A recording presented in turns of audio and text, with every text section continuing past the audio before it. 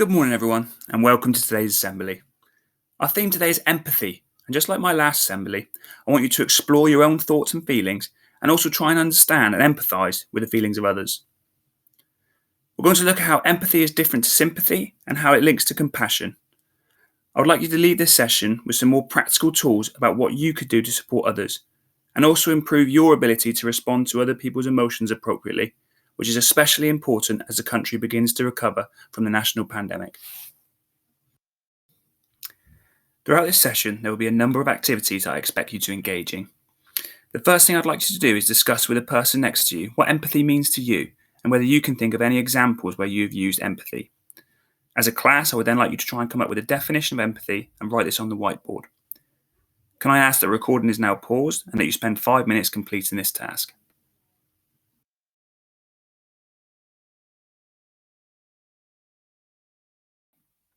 Here you'll see the definition of empathy, the ability to share someone else's feelings or experiences by imagining what it would be like to be in that person's situation. How close was your class's definition to the actual definition? When thinking about empathy, we often use the term put yourself in someone else's shoes. How often do we do this? How often do we think about living somebody else's life? I'm sure you've done it for people more fortunate than you. You often maybe might think about someone who you look up to or aspire to be. But how often do you think about someone less fortunate than you or someone that's going through a tough time and what it would be like to be them and how you would deal with those situations? And now I want you to watch this short clip which highlights and explains the importance of empathy. We all live in our own version of reality, a reality that is limited by our senses, our temperament, and our own experiences. It is the only reality we will ever truly know, but it is crucial to our personal development, our relationships, and to society itself that we make the effort to try and experience other people's realities as well. This is done through empathy. Simply stated, empathy is an active attempt to understand another person's perspective, their emotions, and in essence, their reality. We are social animals, and our ability to communicate and understand each other's emotional states is key to maintaining our relationships. So it is little wonder that the ability to empathize is hardwired directly into our brains. One area that assists in this process is the right supramarginal gyrus, which helps us to distinguish our own emotional state from that of another person, and plays a key role in our ability to observe and assess what other people are experiencing. Studies from Neuron Science Journal suggest that we have systems of mirror neurons in our brains that cause us to mimic the actions of others. That is why when we see someone yawn, we will often yawn in reply. And when we observe someone experiencing joy or pain, we experience the same sensation to a certain extent. But these reactions are primarily driven by subconscious reflexes. In order to be truly empathic, you have to actively think beyond yourself and your own concerns. You can develop this empathic skill by practicing some simple habits. Be observant of others. We tend to spend the majority of our day dwelling on ourselves, caught up in our own daily routines and digital distractions. But taking the time to observe others around you is a good first step in developing your empathy. Watch and wonder. Try to focus on the person's state of being rather than categorizing or labeling them. Ask yourself, what kind of day are they having? How are they feeling? Challenge yourself to genuinely care about their well-being. Curiosity about others is the first step to expanding your empathy. Use active listening. During a conversation, especially a heated one, most people formulate their response before the other person even finishes their statement. This form of communication is more verbal combat than an exchange of ideas or opinions. Avoid this reflex by slowing down. Rather than rushing to reply, take a moment to consider the other person's statement. Ask follow-up questions to better understand what the speaker intended. Try to understand their emotional state and the deeper motivations behind their statement. What life experiences led them to their current worldview? Remember, you don't need to share someone's opinion in order to understand it and acknowledge it. And listening will help inform and expand your own opinion. Open up. Learning more about other people's experiences is a key element to seeing the world through someone else's eyes. But it is also important to open up about your own feelings and experiences. Empathy is a two-way street that at best is built upon mutual understanding. Through a combination of uncovering the deeper motivations of someone else's position and expressing our own underlying concerns, we often discover a shared commonality, even with those who hold different beliefs than ours. Through the practice of keeping an open mind, empathy helps us challenge prejudice, find commonality, and expand our moral universe. Without it, we are apt to label people outside our circle as the other, the problem, or the enemy. These labels draw lines in the sand that prevent us from moving forward or growing. It cuts us off from the realization that the human experience is a shared experience. We have much more in common than we think, and are really just seeing small variations of the same reality.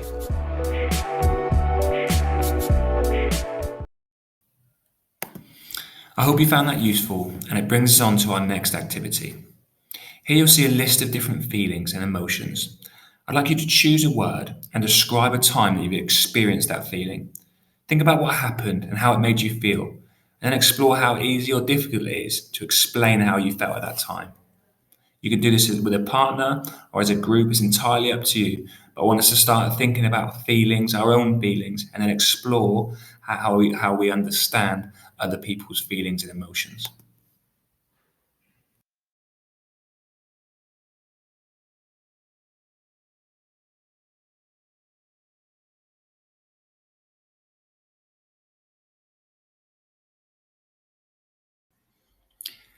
I know that's not an easy thing to do, and many of you would have found that difficult. However, in order to empathise with others, it's important that we're able to understand and communicate our own emotions. There are many benefits to practicing empathy, especially during a global pandemic. In addition to helping you connect with others, being empathetic also helps you to regulate your own emotions in times of stress. You can build empathy by engaging meaningfully with others, being aware of other people's needs, and being kind to others and to yourself. COVID-19 has led to sweeping changes and disruptions in nearly every aspect of life. With guidance changing all the time, it's easy to feel overwhelmed by our own anxieties.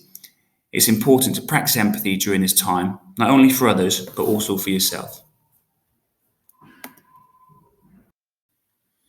Having a good understanding of the difference between empathy and sympathy will really benefit the way in which you can support others. Before we watch a short clip which explains the difference between the two things, I just want you to spend a couple of minutes discussing with a partner what you think are the difference between empathy and sympathy.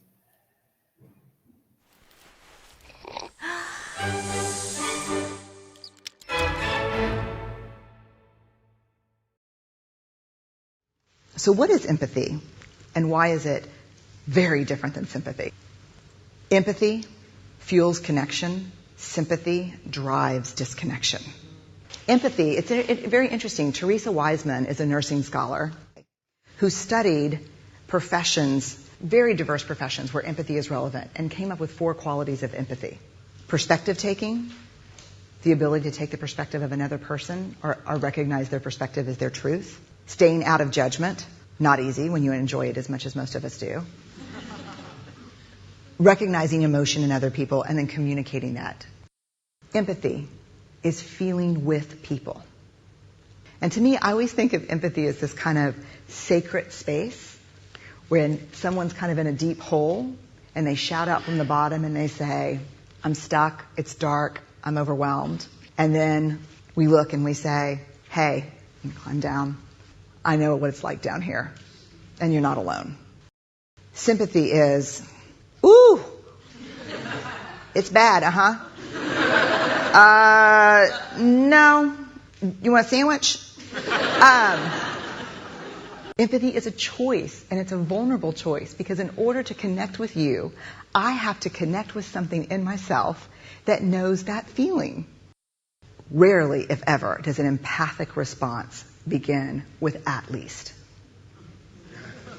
And we do it all the time. Because you know what? Someone just shared something with us that's incredibly painful, and we're trying to silver lining it. I don't think that's a verb, but I'm using it as one. We're trying to put the silver lining around it. So, I had a miscarriage. Oh, at least you know you can get pregnant. I think my marriage is falling apart. At least you have a marriage. John's getting kicked out of school. At least Sarah is an A student. But one of the things we do sometimes in the face of very difficult conversations is we try to make things better. If I share something with you that's very difficult, I'd rather you say, I don't even know what to say right now, I'm just so glad you told me. Because the truth is, rarely can a response make something better. What makes something better is connection.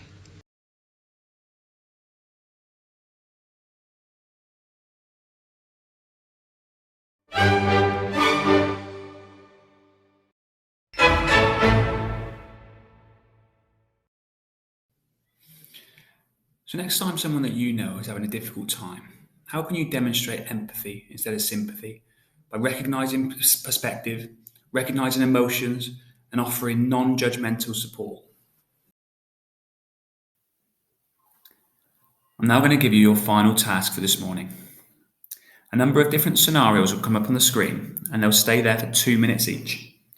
During that time, I'd like you to work with a partner and take in turns explaining how you would feel in each scenario, with the other person listening and then sharing how they would offer support. Try and be honest. Some of the scenarios will be difficult, but try and be honest when you're explaining your emotions and listen carefully to each other.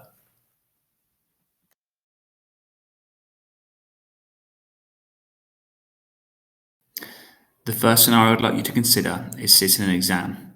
I'd like you to consider preparing for the exam and how you feel as you go into the exam.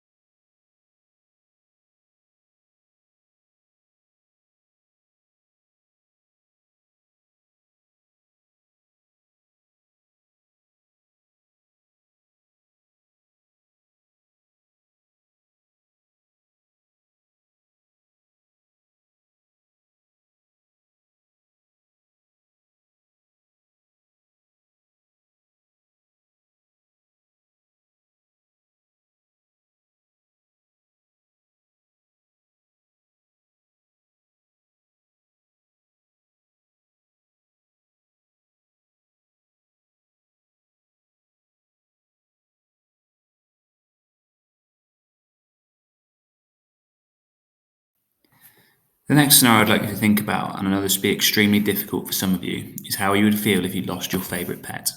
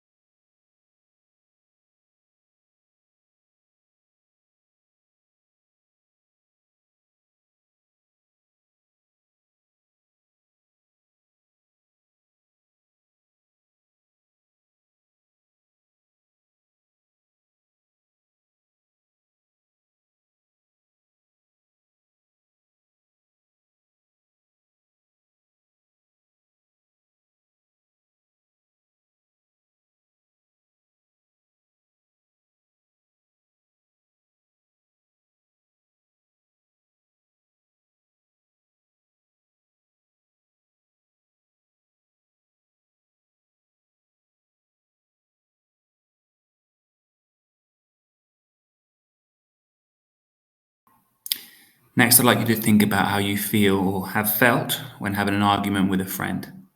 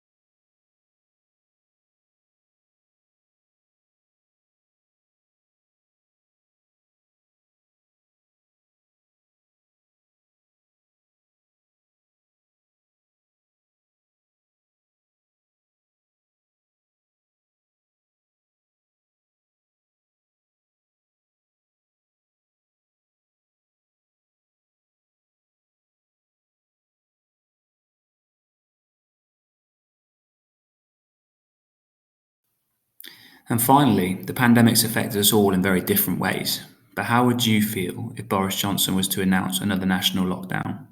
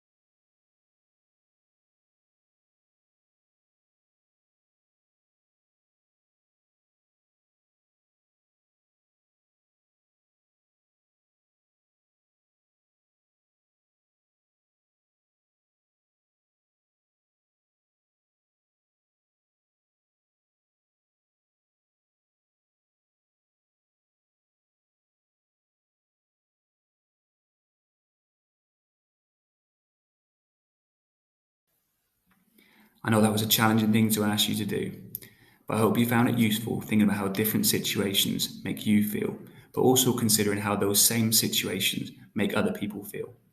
And it's having that awareness that will be crucial in supporting others around you in their time of need.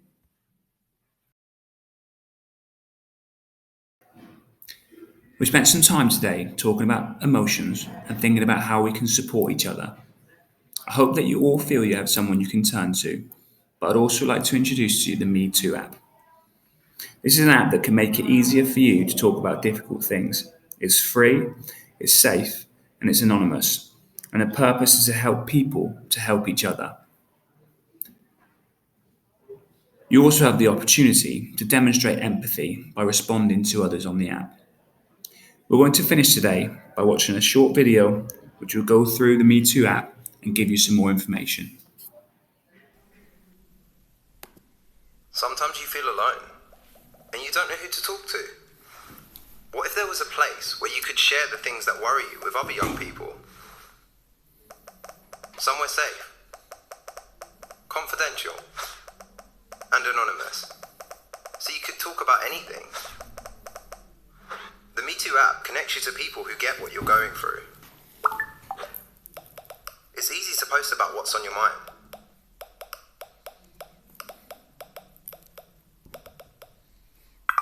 To keep you safe, all our posts and replies are checked by one of our trained human moderators. When your post is published, it's shared with other young people. Many of them will have had similar experiences, so they know how to help. And you can use your experience to help others too. Me Too is confidential, anonymous, and free. So you are never alone. The Me Too community is always here for you. Me Too. Download the app.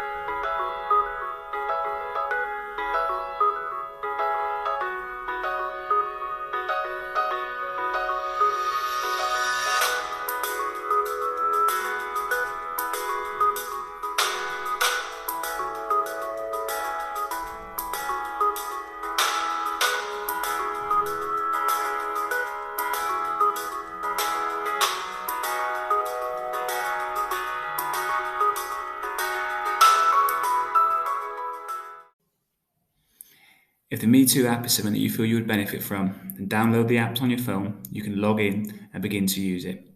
But this doesn't replace the support that we offer in school, and please remember, if you ever need support or help, we're always here to talk. I hope you've enjoyed today's assembly. Enjoy the rest of your week. Take care.